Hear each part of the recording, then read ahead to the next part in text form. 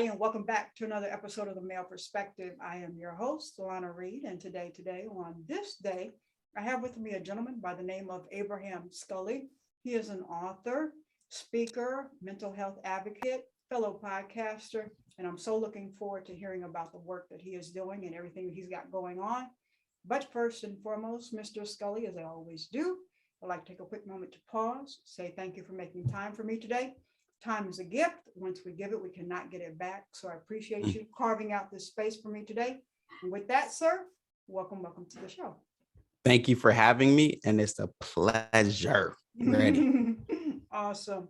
Now, you are a mental health advocate, Mm-hmm. and from all my reading and being a nosy little auntie, you are a mental health advocate because of your own personal journey. So I was wondering if I could trouble you to explain what happened to you your first year in college, so everybody knows how you got involved with all of this. Got you. Great question. I think it's a great place to start. You want the short version or the long version? The short version, because I got other stuff to talk to you about. Yeah. So I graduated from high school in 2014, and I was the first in my family to go off to college. So I was very excited to leave home, which for me was Miami, Florida, to go to the University of West Florida, which is in Pensacola. And to kind of give some context, that's about 700 miles away from home. So that's away from home, away from family, away from friends, and starting this brand new life, right? This new adventure.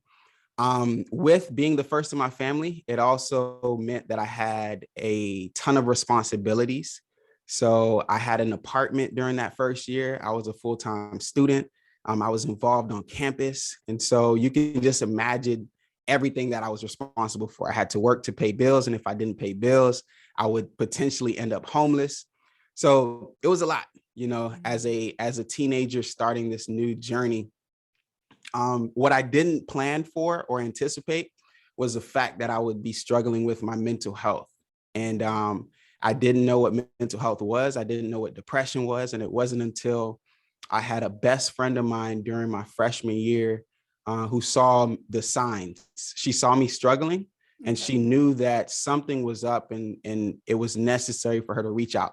Okay. She reached out to me and helped me to identify that I was struggling with depression, pointed me in the direction of getting support for my mental health.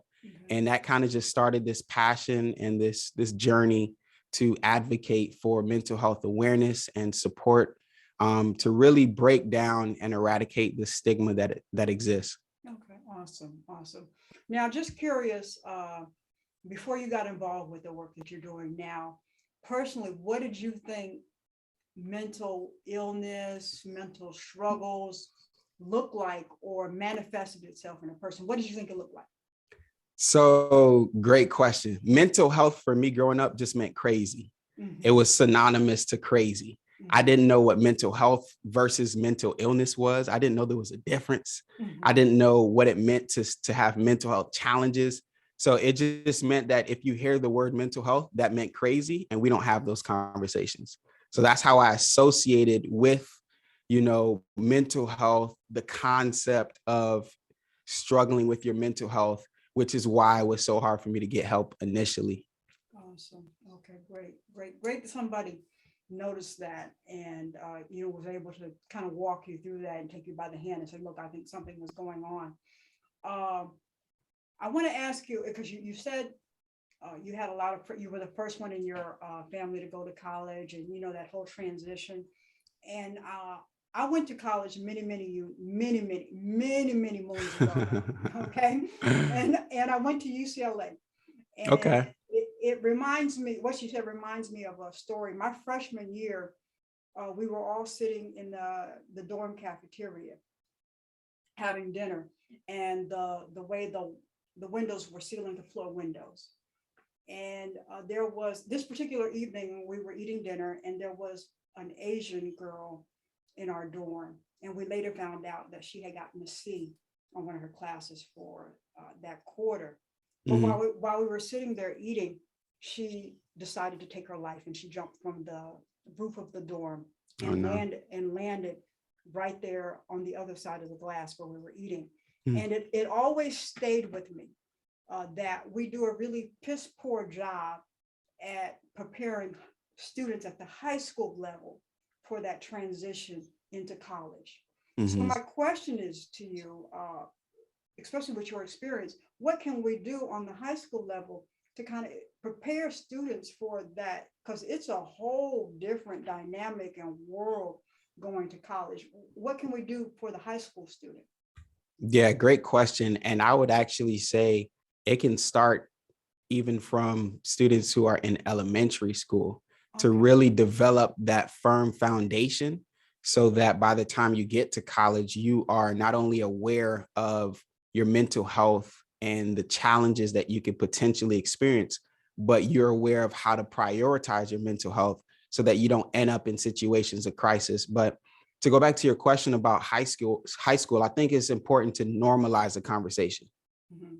What I mean by that is it's not hard, or there is no stigma when it comes to talking about, your grades or academics, or if there's something going on with you physically, Mhm. or if you're, in a relationship with somebody. Like, we are more open and prone to have those conversations. But when it comes to our mental health, we kind of shy away from those conversations. So I think normalizing the conversation really helps for high school students. And the best way that I believe to do that is to model the behavior that we want to see, Mhm. right? And so as a faculty member, as a administrator, as a staff member on a campus, being able to model what it looks like to be aware of your own mental health and to be vocal about whatever challenges, and it doesn't even have to be to the extent of sharing a mental illness diagnosis. You don't have to do that, right? But Mhm. normalizing the conversation in that,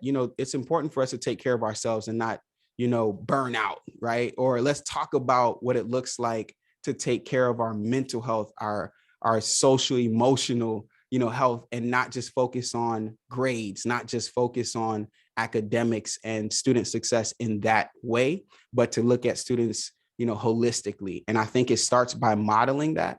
And when students can see that, they're more willing and able to facilitate conversations around that. Because I think about my own experience, a lot of the stuff that I learned growing up wasn't from what my parents told me. It was from what I saw, Gotcha. right? More is caught than taught.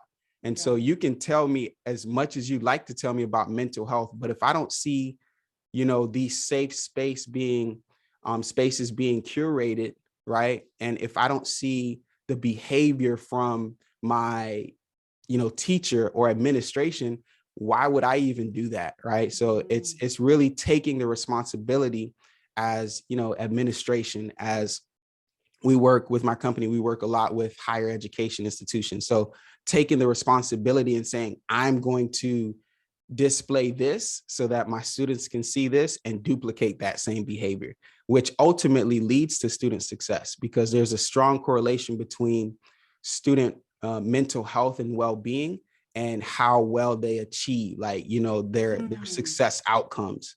So I think, just sharing that as well. Awesome.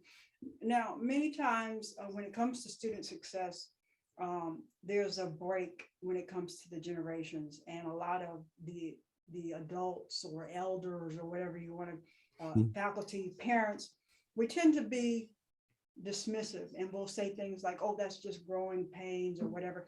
But how do we start to recognize some signs of depression in the student in our life so that we can jump in there and help?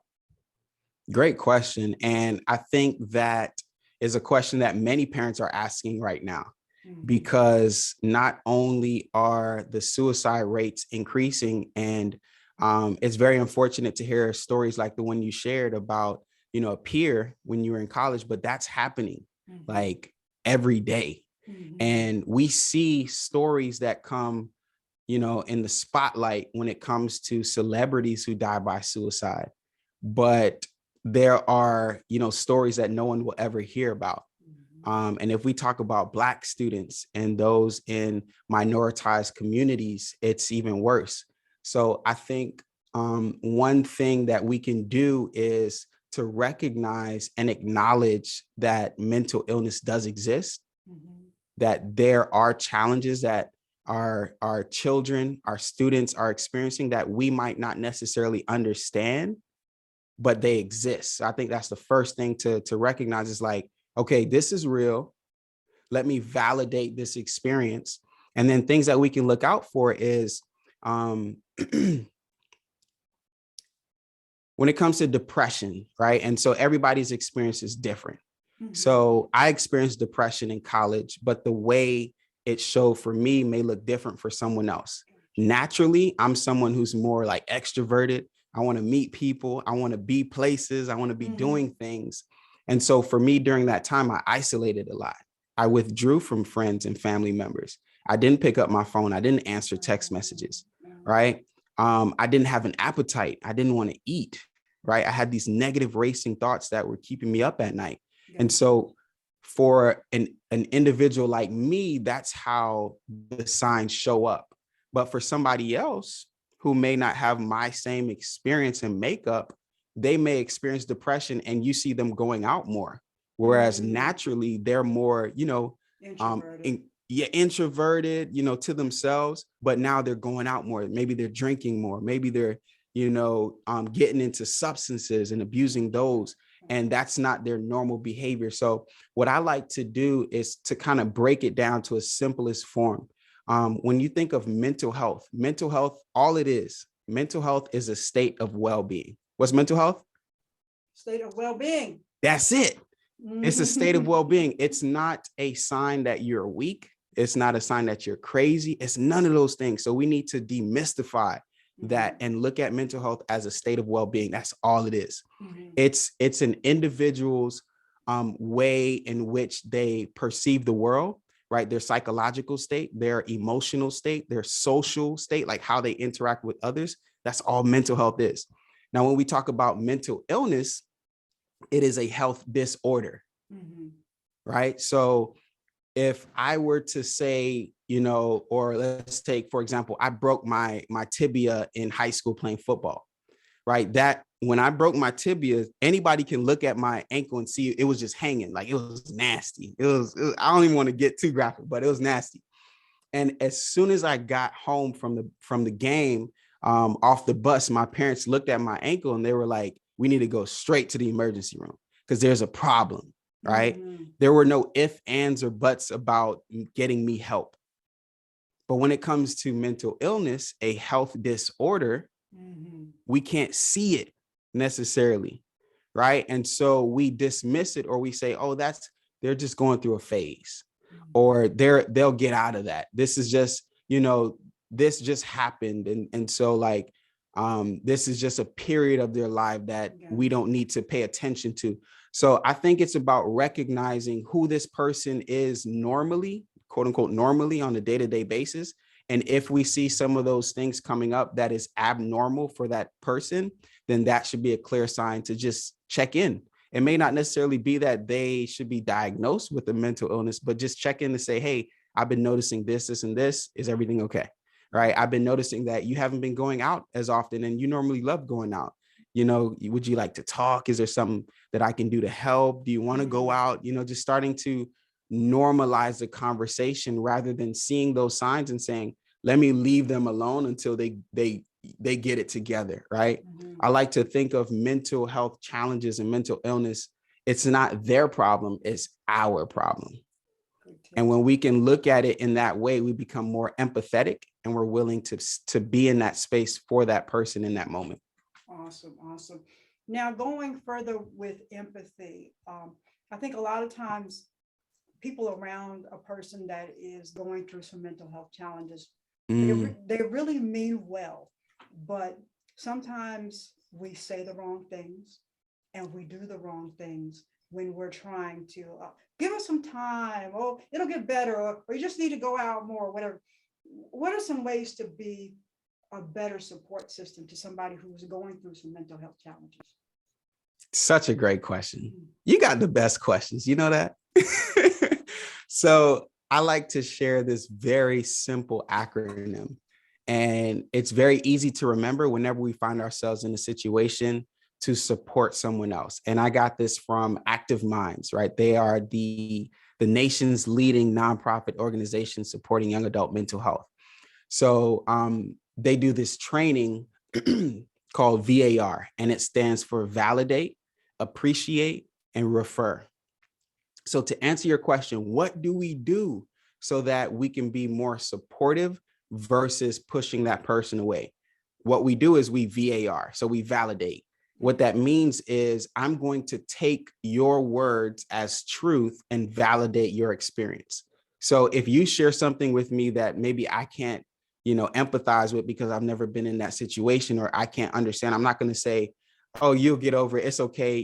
Just keep going. Just pray. Just keep praying, just keep pushing. Right. I'm going to say, wow, I'm sorry that you're going through that. And I can't necessarily understand where you're coming from, but like, tell me more about it. I want to be here with you in this moment. So that's what we do. We validate their experience. The next thing we do is we appreciate them for even sharing that, because it takes a lot of courage and strength for somebody to say, I'm not good, And for me personally, being someone who I think naturally I walk in this lone wolf mentality. Like I could figure it out. I could do bad all by myself. I got this. So I have to continuously check myself. So it takes a lot of courage to open up and say, this is where I am. I need your help. I don't know what this is. I don't know where to go from here. So we appreciate the fact that they share that. So we say, thank you. You didn't have to share that with me. And I appreciate the fact that you trust me enough to even open up with me. Like, thank you. That's huge. And then the last piece is to refer them to support or services. For some, that may look like seeing a licensed clinician, right? A psychiatrist, a therapist, a primary care physician, a social worker, or that just may be, hey, let's go out for coffee. We haven't had coffee in a while. Let's go hang out, or let's go do this or do that. But the thing to remember, because I love how you phrase the question, is we mean well, but sometimes we say the wrong thing.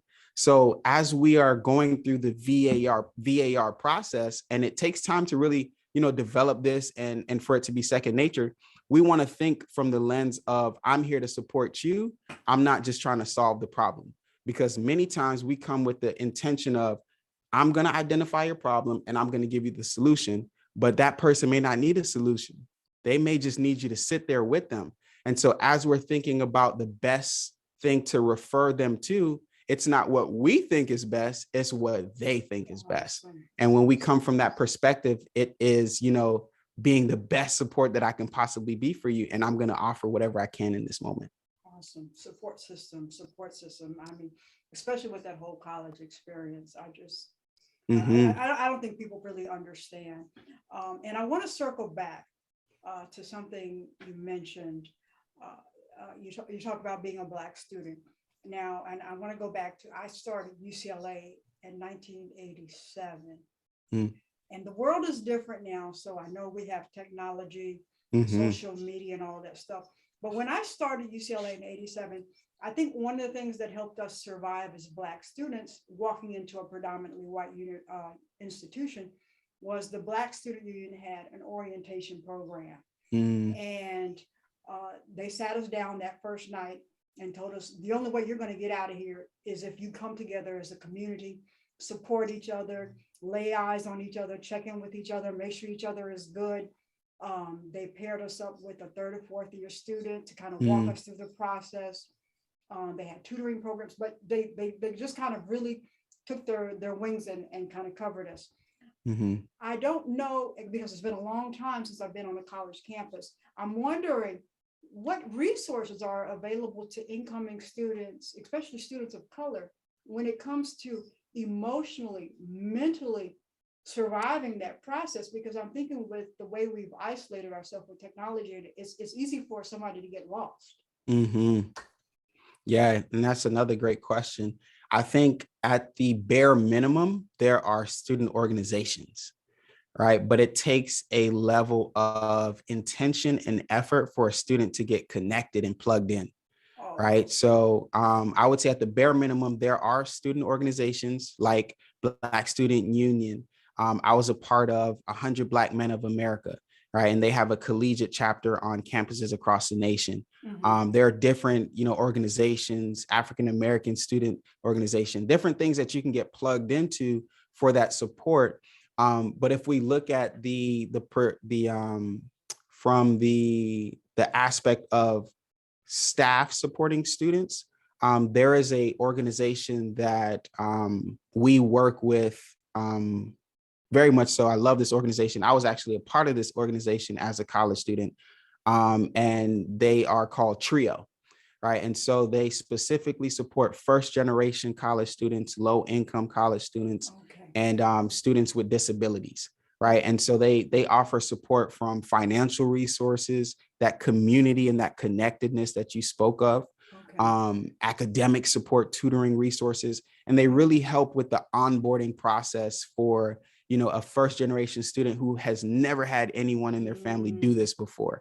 So things like that are very important, and it's about creating and continuing to bring awareness to these different resources that exist on campuses, and making sure that they continue to be resourced, right? Because a program like the TRIO program, it is grant funded, right? And so we need to make sure that they are in the best position possible to continue to have the resources so that they exist as a support service for students. But I would say campuses have equity and diversity departments on campus. They have student affairs that they normally develop different programs and departments on campuses to support students in those aspects. But there are a ton of resources. But then also, I'm also very aware that it depends on where you are, because there are some campuses and universities who have, resources, anything that you can think of. But then you go to, another campus in a rural area or a community college, and these resources are not there or not easily accessible. Right. And that's kind of where we come in to really help with that programming for schools. Awesome. Yeah, because like I said, with technology now, I think people are more disconnected sometimes, because back in my freshman year, if you didn't show up for class, somebody was knocking on the dorm like, hey, we didn't see you today. Like, where are you at? So it was less opportunity of you falling through the cracks, because somebody was always there checking on you. So I think that helped us along. And I just, it's been so long, I didn't know what resources are available to kids these days. Curious, now that you know what you know, you've learned what you learned to do the work that you do. When life gets challenging, what tools do you use to deal with emotional, mental issues? Yeah. So I always like to share this is I see my therapist once a month, whether I feel like I need it or not. And the reason is because I prioritize my mental health. Just like someone who is an athlete, and they care about their either their shape or their performance on the field or the court, and they go to the gym and work out. I consider myself going to the gym for my mental training, right? And so seeing a therapist once a month helps me to be present, be in the moment, and to really address whatever it is that is going on in my life, rather than suppressing it like I did for so many years. So that's the first thing I do. The other thing, tool that's very valuable for me is journaling. And so I have a ton of journals. My wife tells me all the time, you need to stop buying journals because we got over 100 journals in the house. You don't need any more journals. But I love journaling. And so I'll just write down, I'll write down my thoughts. If there's a thought that's really rolling around in my head and I can't seem to come to a resolution, I'll just put it down on paper. And I can feel how that alleviates the pressure, and it alleviates the stress that may be produced from that thought.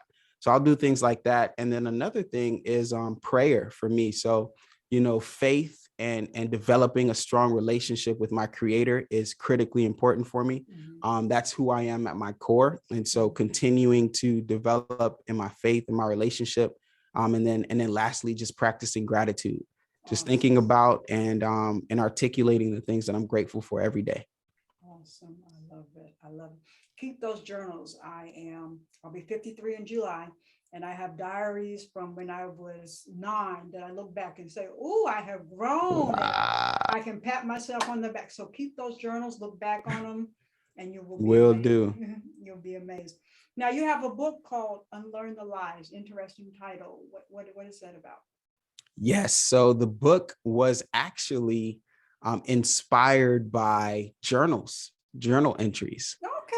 So when I started to experience depression in college, I had a therapist once that said, "Hey, you're really struggling with these negative thoughts. How about you just start journaling? How Mm-hmm. about you start writing it down?" And that's when I was first exposed to journaling. And so the inspiration of this book was going back to those journals years ago and saying, "Whoa, like you said, I've grown," right? And not only have I grown, but I've learned a lot of lessons that can be helpful for people who are, hiding behind the smile, who are struggling with negative thoughts, who are battling with depression and don't see a way out, who have these lies and these barriers that they're holding them back from getting the help and support that they need. Like, I learned a lot of lessons, whether it was from my life's experience or from therapy or from books that I read or from doing the work for my mental health. And so I wrote a book called Unlearn the Lies because there were some lies that kept me suffering silently. And Mm-hmm. I'll share one lie with you out of the 7 that I write about. And it was this lie that I can pray depression and anxiety away. And if I'm not able to pray it away, then that means I don't have faith. That means, God doesn't love me. That means that I'm not in a good relationship with him. But that had nothing to do with that, right? Mental illness or depression was, like I said earlier, a health disorder, right? That Mm-hmm. I can get treatment for. So that was one of the lies. And I speak about that more in depth in the book. But I talked through 7 specific lies that held me, back from getting help, kept me suffering silently. And I talk about how did I unlearn each of these lies to then get the help that I needed. And the whole premise behind the book is to really break down the stigma associated with mental illness, with mental health, so that we can start having these conversations about it openly. Okay. Now, when it comes to having this conversation, you mentioned way in the beginning that you're the first generation to go to college. How did your parents receive you having mental struggles? Yeah, so initially it was the conversation was non-existent. We didn't talk about it. Oh. So for a couple of reasons, I was fearful that they would be worried about me struggling and not being able to articulate what was actually going on. And so I Okay. didn't say anything for a while. And then the other challenge was that because, excuse me, because we didn't have these conversations at home, I didn't even know how to facilitate a conversation about what I was dealing with. I just knew Okay. something was wrong, but I didn't know how to come to my parents about it. So I didn't. Mm. And then when I finally developed the courage to talk about it, the response wasn't what I had hoped for. And I didn't get the support that I needed. And Mm. so for that period, I just decided not to even have those conversations with my family and only have the conversations with those who could support me in that Gotcha. moment. One being my best friend, and then also the clinical support, seeing a licensed mental health professional during that time, until I was able to get to a place where I had the ability, the courage, and the strength to now come to my parents and have these open conversations. So Mhm. it kind of worked full circle in that now we have open conversations with my family, and I'm the second oldest out of 7 siblings. And I just imagine what would life be like if we were still that family where we never talked about mental health. And I got a Mm. 2-year-old sister. I got a 5-year-old brother. Like, imagine them having to go through what I went through in college and not having a safe space to talk about it. Mm. So that drives me, right? And that gives me the energy, the passion to continue having these conversations, because if they're ever in that position, at least they know I can come to Abraham. Like, if I can't Mm. come to anybody, I know I can come to him. He's gonna give me, whatever it is that I need. He's gonna point me in the right direction to get help. And he's not going to, make me feel bad for what I'm experiencing. And now, within my family, we check in with each other. And we Awesome. can talk about mental health, whereas before we didn't do that. Oh, I love it. I love it. And it's because I think I read that you come from a very traditional Jamaican family, right? Yeah. I have quite a few Jamaican friends, so I Ah. Culturally, especially being a male, I understand there's a lot of pressure. So it's nice to hear that we have evolution and we have growth. It takes time, it takes work, but Hmm. the young ones are going to benefit from it, like you said. So I'm happy for that. Before I'm gonna ask you one last question, I think, or maybe two. Okay. Um, you are a QPR suicide prevention instructor, Hmm. but the layperson has no clue what that is. So please explain, because it's a wonderful thing. It's a beautiful thing. Please explain to us what that is. Yeah, so I received the certification from a company, an organization, the QPR Institute. And so what they do is they develop programming and they deliver trainings to reduce the stigma when it comes to suicide and to help to prevent suicide. And so as an instructor, I deliver trainings.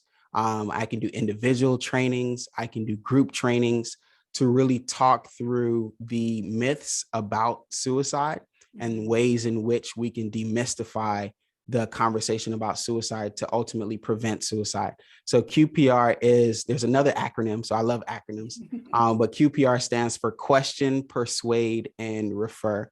And that's essentially what the training is about. Awesome. Now, I was having a conversation a couple of weeks ago with somebody, and they had a associate, let me be like the associate, who's always crying wolf on the suicide thing. But we really need to be mindful and pay attention to somebody who might be having thoughts of suicide. So what are some things that we might notice in somebody and like, I need to take a closer look at this person? Yeah, so similar to what I mentioned about identifying those signs that are abnormal for that individual, some things that we can listen for, and I really go through this in depth in the training, but we want to listen for specific words, right? So if we would hear someone say, I'm tired of living, you don't have to worry about seeing me in the next few months or something like that, right? We don't just skip past those things when we hear those things. We can also look for body language, right? And so if someone is more is you can tell that they're kind of suppressing more, right? And they're really holding back, whereas that isn't the norm for that person. Then that's something we can look out for. If they're stockpiling, drugs, if they're stockpiling weapons, and for some reason they kind of just went out and got a gun and there's no real reason to do that, that's a sign that we can look out for. And so there are things that we can listen for, look out for, and really watch, in order to identify if this person is in crisis or if they're leading to that, so that we can support them. Another thing that I see a lot in the work that I do is a lot of times people will get very emotional, right? And so it's almost like they're crying uncontrollably, and they're not really able to articulate the pain that they're experiencing. And those are things that, I don't take lightly, right? And it may not be able, I may not have the time to have that conversation in that moment, but I'm going to, put in the back of my mind that, hey, I want to revisit this conversation. And so just being able to be aware of those things. Okay, awesome. All right. Now, you mentioned that you see your therapist once a month, but At least. But everybody doesn't have the resources sometimes to seek a mental health professional. But there are other resources around there for people to kind of tap into when they need to talk to somebody. And one of the things that you have is a private Facebook group where people can come in, talk to you, or get a network or community. Or did I misread that? So it's a community. It's a community of individuals who are interested in breaking down the stigma of mental health. And so we talk about and discuss different topics that help to reduce the stigma. So it's not necessarily a support group or something in which someone can expect to receive clinical support or mental health support in that way, but it's more so developing a community of advocates who want to discuss ideas, come together, create events together to then spread the message of, mental health and mental health awareness and support services that exist. Okay, I got you. Understood that. All right. All righty, dear Mr. Sculley. I think I have taken up a lot of your day today.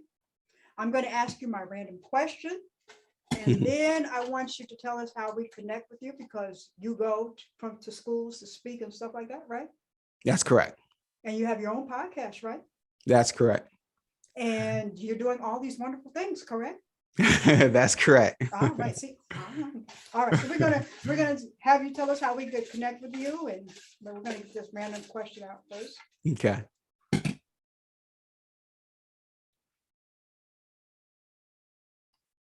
If you had to give up your phone for a week, which app would you miss the most? Gmail. I gotta get those messages, right? Yeah, and you know, it's probably low key like an addiction, and I should probably start becoming more self-aware, but I'm always checking. You never know what may come in, you know, and or at least that's what I tell myself. But yeah, Gmail. You never know. You might get a booking to come speak. You gotta check. Exactly. You gotta be on top of it. All righty, dear. All righty, dear. Well, tell everybody how they connect with you, how they pick up the book, how they book you for speaking. I mean, just tell us how we connect with you. Yeah, so I am on all social media platforms and would love to connect with anyone. I enjoy just having these open conversations about mental health anyway. So if you're interested in doing work together, or you just want to talk, like, I'm open to that on all social media platforms, or you can just Google Abraham Sculley. That's Sculley, and you can find me there. Awesome. Well, Auntie Lana is just supporting and encouraging, and wanting the best for you. Keep on doing the amazing work that you are doing. Just big things. I love it. I love everything that you're doing. So keep at it. Thanks so much, Auntie. I appreciate it. All righty. That is all for this week's episode of The Male Perspective. I am your host, Lana Reid, and I will see everybody next time.